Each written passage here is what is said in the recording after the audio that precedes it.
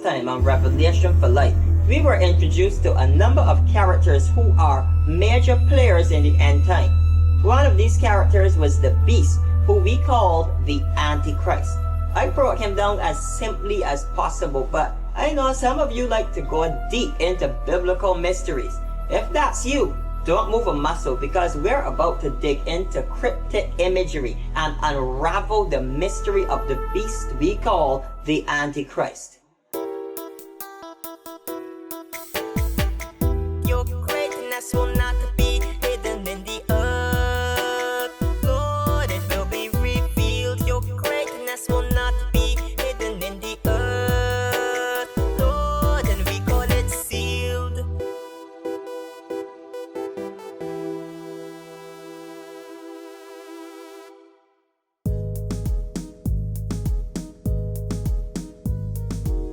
As I said, we looked at the beast in a very simplified form, but in order to extract more info about this character, we need to do a more hardcore breakdown of the scripture. If you're covered by our breakdown in the last episode, you can skip to the next episode, which will continue the narrative. But if you're down for this more thorough breakdown, there is a lot to cover, so let's get started. The character we call the Antichrist is described in Revelation 13 as a beast. Let's look at some of the key imagery and actions of this character. Revelation 13 verse 1 says, "And I stood upon the sand of the sea, and saw a beast rise up out of the sea, having 7 heads and 10 horns, and upon his horns 10 crowns, and upon his heads the name of blasphemy." Verse 5 right down to verse 7 says, "And there was given unto him a mouth speaking great things and blasphemies, and power was given unto him to continue 42 months. And he opened his mouth in blasphemy against God, to blaspheme his name and his tabernacle and them that dwell in heaven. And it was given unto him to make war with the saints and to overcome them. And power was given him over all kindreds and tongues and nations." This is some pretty cryptic imagery, and the book of Revelation doesn't give us an interpretation. However, if you've been following this teaching from the beginning, you'll remember I said that the book of Revelation is not intended to be read in isolation. So I am going to break down some of this imagery, but I am going to do it through another book of the Bible. Let's go to the writings of the prophet Daniel. Daniel chapter 7, verses 2 and 3. Daniel spake and said, "I saw in my vision by night, and behold, the 4 winds of the heaven strove up upon the great sea, and 4 great beasts came up from the sea, diverse one from another." So, Daniel saw 4 beasts, but the 4th one is the one we want to focus on. Daniel 7 verse 7 says, "After this I saw in the night visions, and behold, a 4th beast, dreadful and terrible, and strong exceedingly, and it had great iron teeth. It devoured and brake in pieces, and trampled the residue with the feet of it. And it was diverse from all the beasts that were before it, and it had 10 horns." Okay, let's pause and make some comparisons. All details given aren't the same, but both beasts rise up from the sea, and both beasts have 10 horns. Now, this doesn't mean they're the same beast though. Daniel gives us some more info relating to the horns. So let's read a couple more verses and then make another comparison. Daniel 7 verses 8 and 21 say, "And I considered the horns, and behold, there came up among them another little horn, before whom there were 3 of the first horns plucked up by the roots.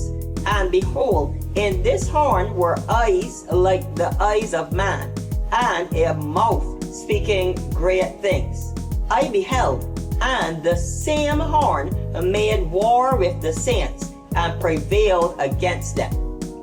Okay, Daniel describes an additional horn that comes up after the original 10. And this horn actually has a lot of characteristics of the Revelation 13 beast. They both have a mouth speaking great things. And that's the exact wording used in both passages. Both Daniel's little horn and Revelation's beast make war with the saints and overcome them or prevail against them. At this stage, we can make a pretty good case that Revelation 13's beast and Daniel 7's little horn represent the same figure, the Antichrist. But there are still some problems. If Daniel's little horn is the Antichrist, then what does the beast carrying the little horn represent? And if Revelation's beast represents the Antichrist, what do the horns on that beast represent? Well, fortunately, Daniel gives us an interpretation of his cryptic imagery. So let's see what Daniel has to say about the beast and the horns and see if we can make sense of both these passages. Let's start with Daniel's beast. The identity of this beast is wrapped up in the identity of the three beasts before it. Daniel 7 verses 17 and 23. These great beasts, which are four kings, which shall arise out of the earth. Thus he said, the fourth beast shall be the fourth kingdom upon earth, which shall be diverse from all kingdoms, and shall devour the whole earth, and shall tread it down and break it in pieces. Now, Daniel was under the Babylonian Empire, which was then the greatest in the world. This is the first beast. In 539 BC, the Babylonian Empire fell to Cyrus the Great, king of Persia.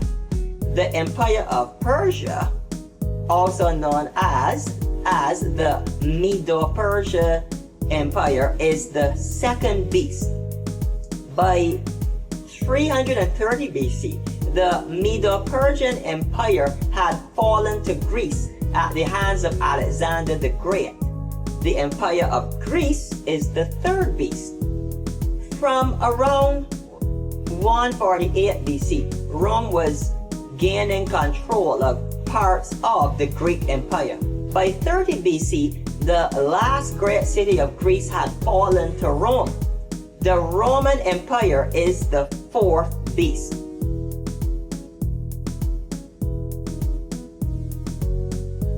So, if Daniel's beast is speaking about the Roman Empire, what about the horns?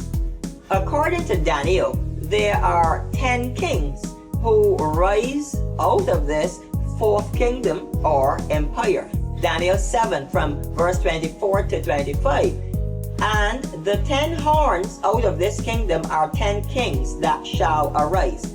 And another shall rise after them, and he shall be diverse from the first. And he shall subdue 3 kings. And he shall speak great words against the Most High, and shall wear out the saints of the Most High, and think to change times and laws. And there shall be given into his hand until a time and times and the dividing of time. So, out of the fourth kingdom, the Antichrist will rise. He will be different from the kings before him, and he will subdue 3 of them. He will wear out the saints or prevail against them. He will have a mind to change the order of the time, bringing in a new world order to govern that time. He will also have a mind to change laws, which would tie into the mark of the beast we spoke about in the last episode. But how does this relate to Revelation 13's depiction of the Antichrist?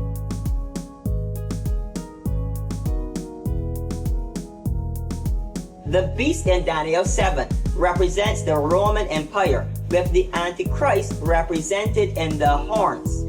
The beast in Revelation 13 represents the Antichrist, with the Roman Empire represented in the horns. So you see it's flipped. The book of Daniel is more focused on the empires to come. So that beast represents the kingdom, whereas the book of Revelation is more focused on the person of the Antichrist. So that beast represents the ruler of the kingdom. But I'm sure this has opened up another burning question for you. How can the fourth beast be Rome? Wouldn't Rome have to still be in power?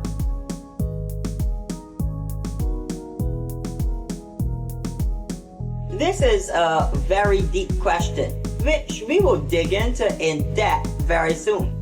But for now, let me just say that while Rome is certainly not regarded as a world power today, you would be surprised how much of this current world order was established and dictated by Rome. The Western court system is based on the Roman justice system. Things like preliminary hearings, witnesses, and presentation of evidence came from the Roman justice system. The Western legal system is based on Roman law. Much of the democratic republic systems we use are based on Roman politics. The original Roman language, Latin, is the foundation for many international languages, including French, Spanish, Portuguese, Romanian, and Italian. Many of our words in English stem from Latin words, and the Latin alphabet is the basis for the English alphabet. The first 5 planets, Mercury, Venus, Mars, Jupiter, and Saturn, were named by the Romans after Roman gods. We still use these names today. The planets Neptune and Pluto were later named after Roman gods as well.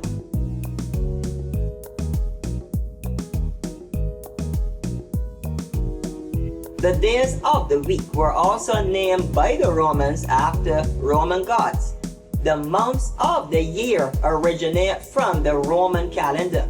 January, March, May, and June are named after Roman gods. July and August are named after a Roman dictator and a Roman emperor, respectively.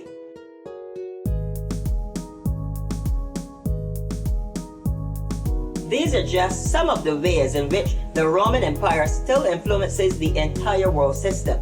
Many teachers believe that a new Roman Empire will arise, and out of that will come the Antichrist. That could be the case, but with the amount of Roman influence still present over the world, the question must be asked: how does God define an empire? Does God see an empire only as a political power, or does he measure and validate its influence in broader terms? Could we still be under the Roman system in God's eyes?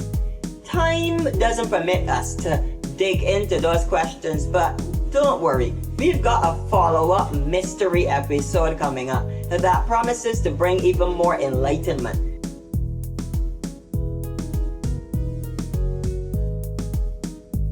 In the meantime, we need to advance our narrative, and we will do just that in our next episode.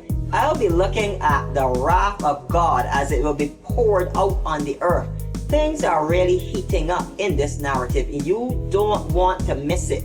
Keep it locked. This is Revelation for Life. Stay tuned for a special sneak peek of episodes to come.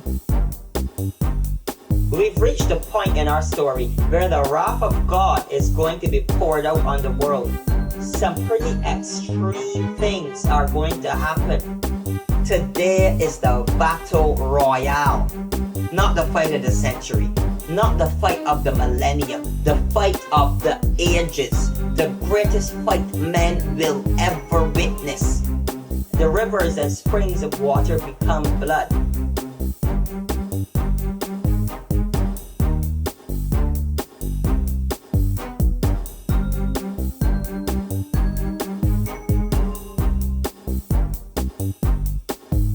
But first, he must fight. The first time he came, he came as a lamb to be sacrificed. But this time, it's not the lamb who's coming. Oh no, it's the king, the conquering lion of the tribe of Judah. How do you fight against someone whose word is that powerful?